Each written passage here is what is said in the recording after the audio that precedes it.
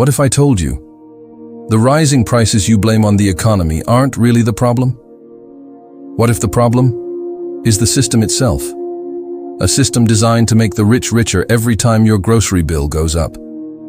Inflation, the silent thief. You've heard it blamed on wars, pandemics, greedy corporations, even bad weather. But what if inflation isn't an accident at all? What if it's the most powerful economic weapon ever created?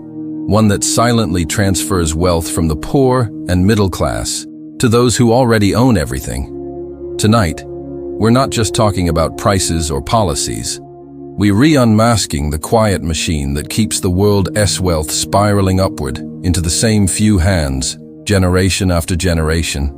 This is how inflation makes the rich richer. To understand why inflation benefits the rich, we have to go back, not to the 20th century, but centuries earlier, to the moment humans first realized they could print wealth out of thin air. The story begins in ancient Rome. Back then, Roman coins were made of silver. They had intrinsic value. But as the empire expanded, wars grew costlier. Armies demanded pay, infrastructure needed gold, and emperors needed the loyalty of the masses.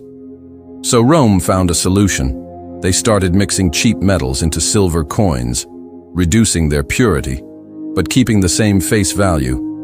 The result? The same coin bought less bread every year. Prices soared. The people blamed merchants. But the real culprit was their own government, quietly devaluing the currency to fund its ambitions. That ancient trick, spending more than you have and letting the people pay through rising prices, became the blueprint for centuries of financial control. Fast forward to the 20th century, when that same logic got supercharged by one invention, the modern central bank. In 1913, the United States created the Federal Reserve, a private banking system with the power to control the money supply. Its mission sounded noble: stabilize prices, prevent bank failures, and manage the economy. But beneath that mission was something deeper: control. See, before central banks, money was limited by gold. You could only print as much currency as your gold reserves allowed. That kept inflation in check. And it also kept governments accountable. But bankers and politicians hated that limit. It prevented endless wars, unchecked spending, and speculative booms. Then came the opportunity to break free. During the Great Depression, the US government banned citizens from owning gold, forcing them to sell it to the government at a fixed rate. The promise? We're protecting the economy. In reality, they were removing your ability to hold real money and replacing it with paper promises. By 1971, the final barrier fell. President Richard Nixon ended the convertibility of the US dollar to gold. Money was now pure faith, backed not by gold, but by the government's word. And with that one move, inflation became permanent. For the rich, this was a dream come true. Because when money loses its value, assets, things like land, stocks, and businesses, rise in price. And who owns those assets? The rich. Meanwhile, the working class watches their wages chase rising prices, always running, never catching up. That was the quiet turning point. Inflation stopped being a bug in the system. It became the system itself. To understand how this works, imagine the economy as a monopoly board. The Federal Reserve is the banker. It controls how much money flows into the game. When inflation rises, the rich don't panic. They position themselves. They borrow money cheaply, buy assets that rise with inflation, like real estate, commodities, or stocks, and wait. When the value of money falls, the value of their assets increases. Meanwhile, ordinary people, who hold cash or rely on fixed salaries, lose purchasing power. Their savings melt away, one paycheck at a time. This is the first mechanism of inflationary inequality, asset inflation versus income stagnation. Let's take a real-world example. From 1980 to today, the average US home price increased more than 400%, the S&P 500 over 3,000%, but the median wage barely 150%. So, when inflation hits, those with assets watch their wealth multiply, while those with wages fall further behind. But there's another layer: debt. Inflation rewards debtors and punishes savers. If you owe $1 million on a house and inflation cuts the value of money in half, you effectively owe less in real terms. But if you're saving cash in the bank, its value shrinks every year. Who holds most of the debt? Corporations and wealthy investors. Who holds most of the cash? The middle class, trying to save responsibly. The result? A perfect wealth transfer engine. Every time inflation rises, the poor lose value, and the rich gain it. Here's where it gets darker. Governments need inflation because it's the easiest way to reduce their own debt. When a country borrows trillions, inflation quietly makes that debt smaller in real value.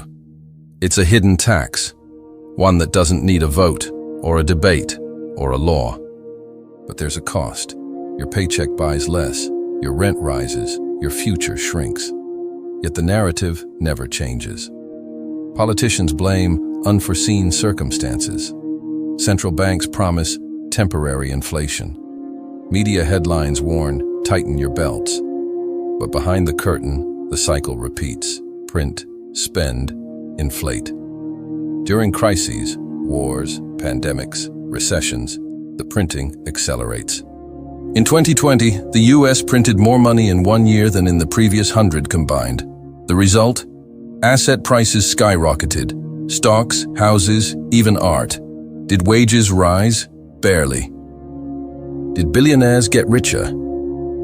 According to Oxfam, the world's richest 1% gained nearly 2/3 of all new wealth created between 2020 and 2022. That's not coincidence. That's design. Inflation became a silent redistribution mechanism, from those who earn money to those who own it. Every inflation cycle eventually hits a breaking point. People start to realize their money isn't holding value. They lose faith in the system. And when faith dies, so does the currency. We've seen this before, many times. In Weimar Germany during the 1920s, hyperinflation made money so worthless that people burned banknotes for heat. In Zimbabwe, a loaf of bread cost trillions of dollars. In Venezuela, wages were paid twice a day because money lost value every hour. In every case, the story starts the same way. Governments print to fund spending. The rich move their assets abroad or into commodities. The middle class watches their life savings evaporate. By the time reform arrives, the old currency is dead and a new system emerges. The question is, could that happen again in modern economies? It already is, slowly. The world's major currencies are eroding year after year. The dollar of 1970 is worth just 13 cents today. The average American must work twice as long as their grandparents did to afford the same lifestyle. Inflation doesn't need to be hyper. It just needs to be permanent. Because slow theft, done over decades, is harder to notice and easier to justify. So why can't governments or central banks stop inflation for good? Because the system they built depends on it. Let's break that down. Modern economies are built on debt-based money. Every dollar in circulation was created through borrowing, either by a government, a bank, or a consumer. If debt stops growing, the money supply stops expanding, and the economy collapses. That's why central banks are trapped. They can't allow deflation because deflation destroys debtors, and the biggest debtor is the government itself. So the solution is always the same: print more, inflate more, and manage the symptoms. Interest rates go up to cool inflation, then down again to stimulate growth. But every cycle leaves the poor further behind, and the rich with more assets. Even in 2023 and 2024, while inflation hit record highs, global billionaire wealth rose again, as asset prices adjusted upward. Inflation doesn't break systems. It feeds them, as long as the people still believe in the paper they hold. Today, a new phase has begun: digital inflation. Central banks are experimenting with digital currencies, programmable money that could track, limit, and even expire your spending. It's sold as convenience and security. But imagine a world where your money can only be used for approved purchases, where savings can be penalized by negative interest, and where inflation can be enforced algorithmically. In such a system, wealth consolidation becomes complete, because those who control the algorithm control the economy. And as physical assets like real estate become digitally tokenized, ownership itself may soon move beyond the reach of the average citizen. We are re-entering an era where inflation isn't just economic, it's digital manipulation. Your value, your labor, your savings, your future can be devalued with a line of code. Inflation has evolved from coins to paper to data, but its effect remains the same. The rich grow richer. Here's the final layer: psychology. Inflation works because people don't understand it. When prices rise, we complain, but we still play the game. We work harder, chase promotions, save what little we can. But the system ensures those efforts barely keep pace with rising costs. That's how control is maintained. Inflation is invisible, gradual, and abstract. It doesn't arrive like a tax bill. It sneaks in like a draft under the door. Meanwhile, the wealthy use it to justify investment strategies that deepen their advantage, like buying scarce assets before prices rise. It's not intelligence that makes them rich. It's access. Access to credit, to information, to systems that benefit from inflation. In short, inflation isn't the disease. It's the symptom of who controls the cure. Look through history: Egypt, Rome, Britain, America. Every empire discovers the same truth. When money becomes infinite, inequality becomes inevitable. Each one began with a strong currency. Each one printed to fund expansion. Each one watched inflation devour the middle class. And each one fell, not from enemies, but from the collapse of trust in its money. Today, global debt exceeds $300 trillion. Governments are printing at record speed just to service old debts. And ordinary people, you and me, are told it's for stability. But stability for whom? When food, housing, and education costs rise faster than wages, that's not stability. That's silent confiscation. And yet, most of us still believe the next pay raise or election will fix it. History says otherwise. Every system built on debt and inflation eventually faces its reckoning. When trust in currency breaks, people flee to real value: land, gold, commodities, even digital assets. The question isn't whether inflation ends, it's how it ends. Will it end with reform or collapse? When empires fall, they don't announce it. They fade quietly through inflation, corruption, and public fatigue. That's the real danger today. Not a crash, but a slow decline in belief. Because once people stop believing money has meaning, everything built on it begins to crumble.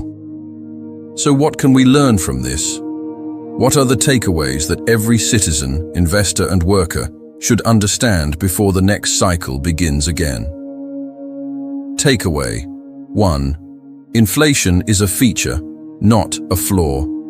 It's the hidden engine of modern economies, allowing governments to shrink debts and corporations to inflate profits. Understanding that helps you stop being its victim. Takeaway 2. Assets protect, cash decays. Holding money means holding ice under the sun.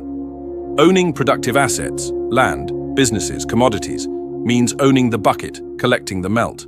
Takeaway 3. Knowledge is your real currency. The rich don't fear inflation because they understand it. They move ahead of it, using leverage, ownership, and timing. Financial literacy isn't optional anymore. It's armor. Inflation is the quiet language of power. It tells you who benefits and who pays.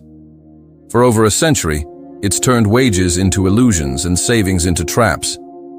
And yet, as long as we keep believing in the paper, the game continues. But awareness changes everything. Because once you see how inflation works, you stop playing by its rules and start building your own. If you found this eye-opening, don't just move on, share it. Like the video, comment down your point of views, and must subscribe the Fiscal Archivist to get more financial knowledge in future. Discuss it. Question it. Because the moment more people understand the system, the less power it has to control them. Knowledge is wealth. Protect yours.